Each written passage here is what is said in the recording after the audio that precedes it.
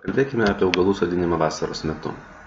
Vasaros metu sodiname augalus, kurie yra užauginti vazonuose, kuriuos pavasarį sodiname į vazonus, jų šaknys per porą mėnesių įsišaknyja ir vasarą yra tinkamas metas perkelti tos augalus iš vazono į nuolatinę vietą, į žemę.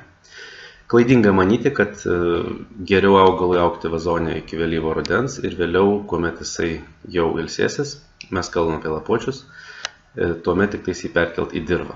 Iš tikrųjų, jeigu perkelsim augalą į dirvą dabar, vasaros metu, jo šaknys vystysis toliau ir jisai įsitvirtins, taip pat bus tinkamai aprūpintas drėgme ir geriau prigis.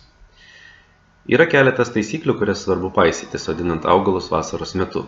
Venkime sodinti per karščius, nes per karščius sodinami augalai, jie patiria didesnį stresą negu vėsesnių laikų.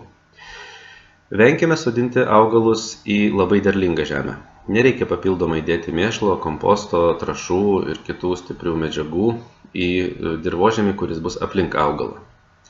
Jeigu dirvožemis yra labai nederlingas, smėlis, priesmėlis ir panašiai, durpžemis, tokiu atveju geriau iškasti gilesnę duobę, išvežti gilesnius sluoksnius iš duobės lauk, į duobės dugną pridėti tų maistinių medžiagų, kurias augalui numatėte, jas sutrombuoti ir užpilti paviršinės žemės ir švelniai komposto mišinių, sakykime, tai gali būti, jeigu pas jūs smėlis, tai gali būti 3 dalys tos paviršinės smėlio žemės sumaišytos su 1 dalim komposto. Jeigu tai yra priesmėlis, tuomet galbūt komposto dar šiek tiek mažiau.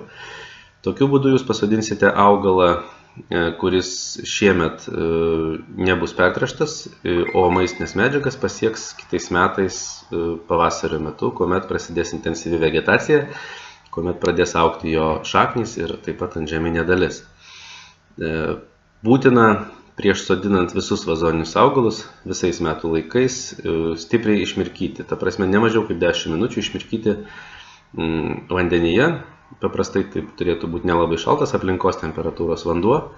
Taipogi svarbu sodinimo metu stipriai palaistyti augalą ir vėliau, kadangi tais metais šaknys jau daug neužaugs, nepamiršti reguliariais intervalais palaistyti tą augalą, kas keletą dienų, jeigu tai yra sausringa ir karšta, arba kas keletą savaičių, jeigu orai yra, kaip šiuo metu, lietingi.